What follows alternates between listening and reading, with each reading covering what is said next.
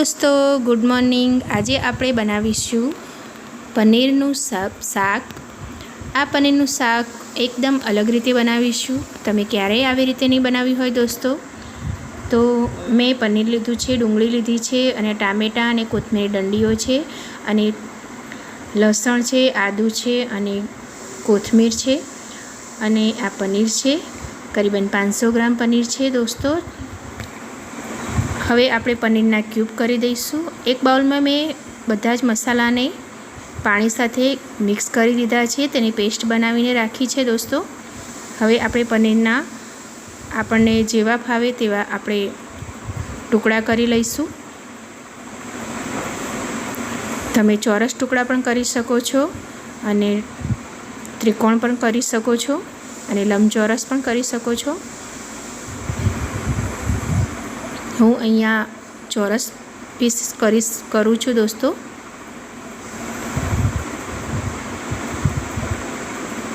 नहीं मोटा के नहीं नाना, मीडियम साइजना टुकड़ा करी लऊं छूँ। तो आवी रीते आपणे बंने पेकेटना पनीर ने कट करी लईशुं।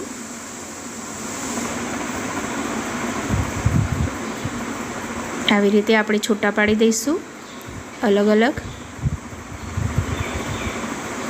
દોસ્તો આ શાક ખાવામાં બહુ જ ટેસ્ટી લાગે છે। કોઈ ગેસ્ટ આવ્યા હોય આપણા ઘરે અને આપણે બનાવીએ તો પણ તે તમારી તારીફ ખૂબ જ કરશે।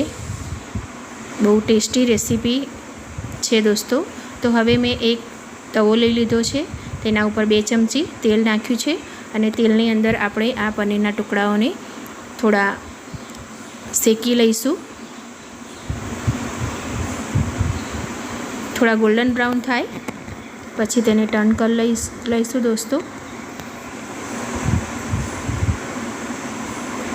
તો એક તરફ મેં પનીરને શેકાવા મૂકી દીધું છે, બીજી તરફ મેં કઢાઈ લઈ લીધી છે। એમાં મેં તેલ લઈ લીધું છે। तेल अपनी सब्जी केटली छे, केटलू शाक बनावीए छे तेना उपर डिपेन्डेंट छे। आज अमारे गेस्ट आवाना हता तो मैं 3 चमची तेल लई लीधुं छे। एमां मैं खड़ा मसाला नाख्या छे, लविंग, जीरू, इलायची, दालचीनी, एक टुकड़ो नाख्यो छे मैं। તમે કોઈ પણ ખડા મસાલા લઈ શકો છો। ખડા મસાલાથી એની ફ્લેવર ખૂબ જ સરસ આવે છે दोस्तों શાકમાં। તો હવે આપણે જે ડુંગળી કટ કરીને રાખી હતી, 5 મીડિયમ સાઇઝની ડુંગળીને કટ કરી હતી મેં, ચોપરમાં ચોપ કરી લીધી છે दोस्तों। તમે મિક્સરમાં પીસીને પણ લઈ શકો છો। તો આ ડુંગળીને આપણે એકદમ સરસ રીતે ફ્રાય કરવાની છે, कच्चास ना रहे बिल्कुल। थोड़ी थोड़ी वारे एने चेक करता जवानुं छे। बाजू में पनीर शेकावा लाग्युं छे। तो दोस्तों मारी बाजू में हूँ डूंगળી ने शेकी रही हती तो आ बाजू थोड़ू वधारे ज पनीर शेकाई गयुं छे। लेकिन पनीर तो कोने न भावे, વધારે શેકાયેલું પનીર પણ ખાવામાં સરસ જ લાગે છે। થોડું હાર્ડ થઈ જાય છે પણ સરસ જ લાગે છે આની સબ્જી।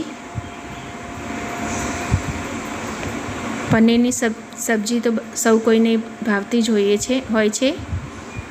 તો આજે આવી ભૂલ થઈ ગઈ છે। 2 બાજુ કામ કરતા રહીએ ત્યારે આવું થાય છે, બધાને થતું હશે।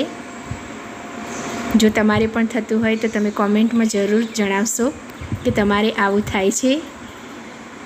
तो मैं शू कर्यु, बाजू में एक तपेली लई लीधी, एनी अंदर मैं मीठू नाखी दीधुं छे अने आ पनीरना टुकड़ा हूँ एमां नाखी दईश तेथी ते सॉफ्ट थई जाए, बहु हार्ड ना थाय।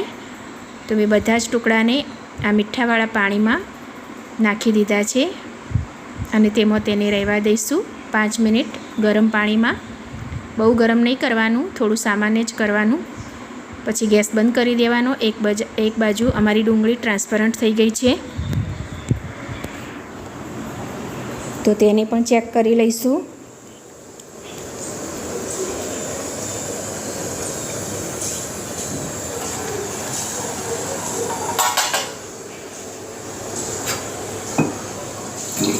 તો દોસ્તો આપણી ડુંગળી સંતળાઈ ગઈ છે.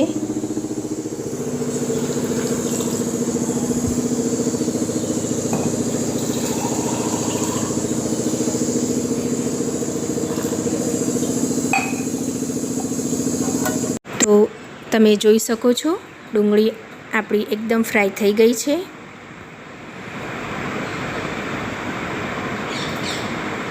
તો મેં આદુ લસણની પેસ્ટ પણ નાખી દીધી છે.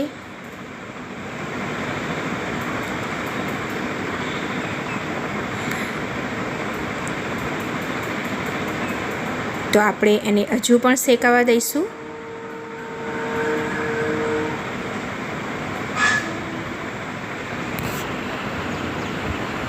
હવે થોડુંક મીઠું નાખીશું અને ફરીથી મિક્સ કરીશું.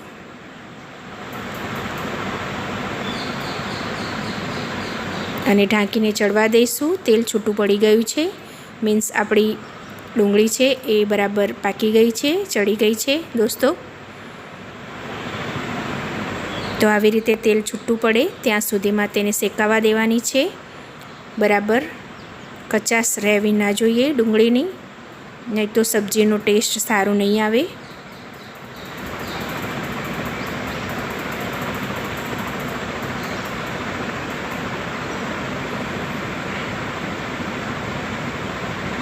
હવે દોસ્તો આ બધા મસાલા છે મેં દહીંમાં મીઠું, મરચું, હળદર, ધાણા, જીરું દહીંમાં મિશ્રણ કરીને મૂક્યું હતું. સોરી, દહીં નહોતું અમારે, તો મેં મલાઈ લીધી હતી. મલાઈની અંદર બધા મસાલા મેં નાખીને પેસ્ટ બનાવી લીધી હતી. તો તે મસાલાની પેસ્ટ આની અંદર નાખી દઈશું. તો એનો ટેસ્ટ ખૂબ જ સરસ આવે છે. એકવાર તમે ટ્રાય જરૂર કરજો. દહીંના બદલે મલાઈ નાખીને ખૂબ જ એકદમ રીચ ગ્રેવી તૈયાર થશે. બહુ જ ટેસ્ટી બને છે આ શાક. એકવાર મારી રીતે જ બનાવીને જરૂર ટ્રાય કરજો દોસ્તો. અને તમે કેવી રીતે બનાવો છો પનીરનું શાક તે પણ મને જણાવશો, તેથી મને પણ નવો આઈડિયા મળે અને તમારી પાસેથી પણ હું શીખું. તો થોડું પાણી મેં જે વાટકીમાં મસાલો હતો તેમાંથી નાખી દીધું છે. મિક્સ કરી દઈશું.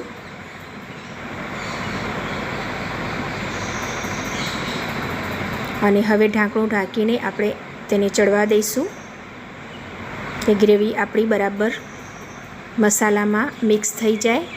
તો જુઓ મસાલા બી ચડી ગયા છે.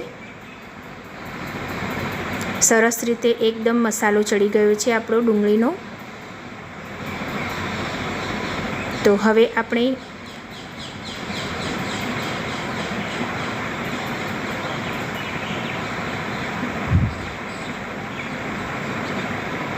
ખડા મસાલા આ સ્ટેજ પર તમે કાઢી શકો છો, કેમ કે ખાતી વખતે મોઢામાં આવશે તો કોઈને ન ફાવતું હોય તો પહેલાં કાઢી શકો છો. અને જે પાણીમાં પનીર આપણે પલાળીને રાખ્યું હતું તે જ પાણી સાથે પનીરને નાખી દઈશું. પાણી ગરમ છે તો ચોખ્ખું પાણી જ લેવાનું છે દોસ્તો તમારે. તો આ રીતે ઉપયોગ કરશો તો તેની ગ્રેવી સરસ જ તૈયાર થશે, કેમ કે ઓઇલ બધું પાણીમાં હોય છે પનીરનું, તો તે પણ આવી જશે. થોડી મેં કસૂરી મેથી લીધી હતી, તેને હાથેથી આવી રીતે મસળીને આપણે નાખી દઈશું. તેનાથી એનો ટેસ્ટ અને ફ્લેવર બહુ જ ખૂબ જ આવે છે સરસ. તો આ દોસ્તો મેં સિંગ અને ચણા બંનેને શેકેલા સિંગ ચણા હતા તેને મિક્સરમાં ક્રશ કરી દીધા છે, પાવડર બનાવી દીધો છે અને તે મેં નાખ્યો છે પાછળથી. શેકેલા સિંગ ચણા છે, એકવાર જરૂર ટ્રાય કરજો. બહુ સરસ ટેસ્ટી લાગે છે. આપણે કોઈ કાજુ નથી નાખ્યા, સિંગ ચણા જ નાખ્યા છે. તો જુઓ ઓઇલ રિલીઝ થઈ ગયું છે. આપણા મસાલા અને સબ્જી ગ્રેવી બરાબર ચડી ગઈ છે.